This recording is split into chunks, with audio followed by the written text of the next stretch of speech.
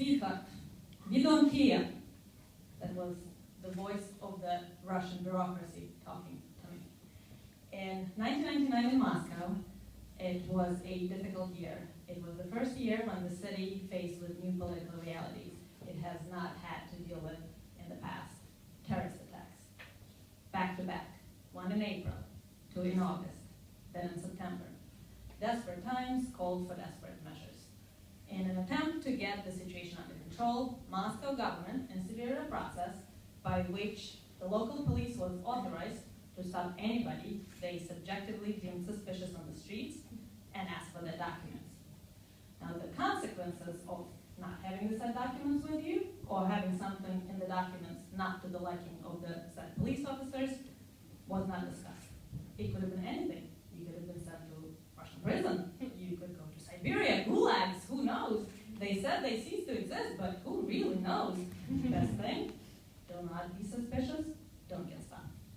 My all-American husband Todd, born and raised in Princeton, New Jersey, came to live with me in Moscow on a cold winter of 1999, soon after we got married. Fresh after college, without a word of Russian, he was thrilled to land this super prestigious job at a Russian scientific magazine as an editor. He wasn't exactly on the roster, though, for tax reasons, he was explaining. And his visa situation, for the same reason he was told, was not exactly sorted out, was complicated.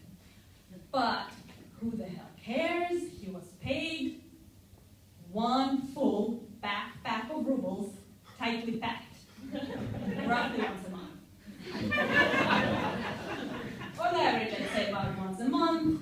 We never knew what exactly was going to happen or if at all, but whenever it did, it was a joyous occasion, a reason to celebrate.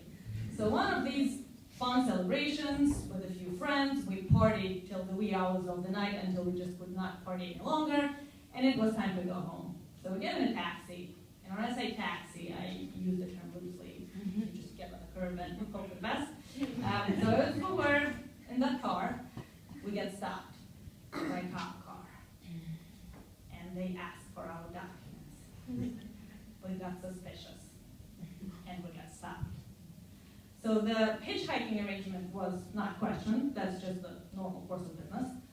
But the police officers did curiously notice Todd's blue passport with silver letters going across. United States of America. They flipped through the pages and looked him right in the eye. So, where is your visa then? Todd looks at me. He obviously did not understand the question. He was completely terrified. He got stopped. He got suspicious. He's looking at me, and in the reflection of his eyes, I see the horrifying images of dying in a Russian prison. I jump right in. Well, his visa, well, it's getting processed. It's in the process. Right. Okay, I see. So he has been illegal here in Moscow for what, like 6 months now? Well, no, you don't understand. It's not like that. Sweetheart, we don't care. His documents, not okay. No. Sweetheart, he's coming with us. Oh, okay, well, if he's coming with you, then I'm coming with him. That was the best thing I could think of at the time. Okay. Sure. If you insist, hop on in. So we get in the cop car. Todd is completely terrified, breathing heavily, wide, full of fear. He's sitting in the back of this cop car, and he's been through stuff. He's been through the terrorist attacks in Moscow that happening right around him, and now he was in the back of this Russian cop car, driven around in the middle of the deep dark night, behind some abandoned train tracks and empty parking lot. Oh God Almighty, is this it? Is this really the end? No, he wasn't going to die in a Russian prison. He was going to die right there and then. Oh my God Almighty. The two cops, however, seemed like a talkative, chirpy couple.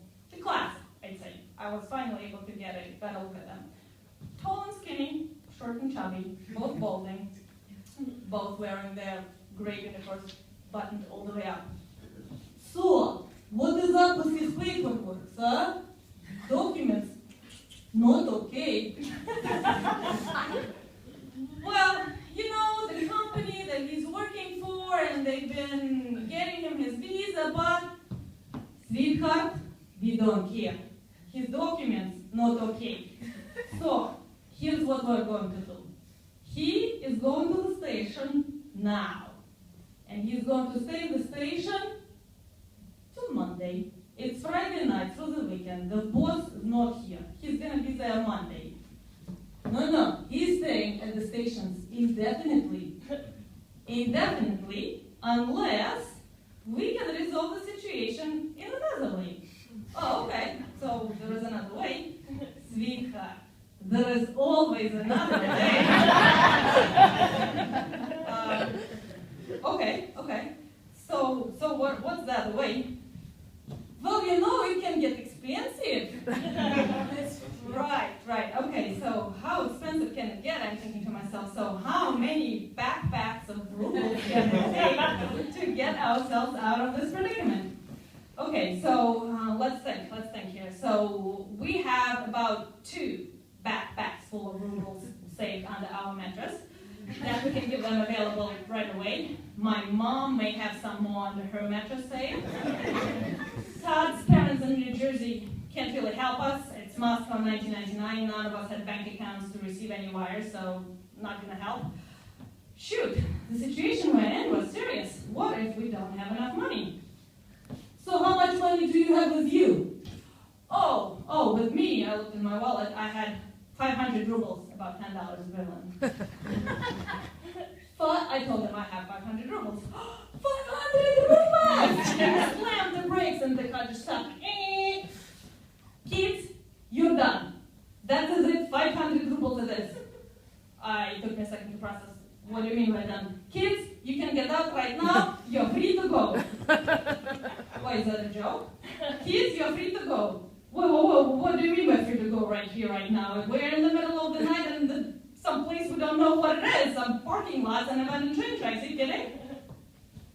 Yeah, she is right. It is dangerous here in the middle of the night. You can get killed, yes. We need some money at least to get home. I mean, we can't just get out here. Okay, sweetheart. So here's what we're going to do. You give us 500, and then we give you a ride halfway where you need to go. And then we'll give you 100 back. And then for that money, you can hitchhike your way back home. Okay, that works.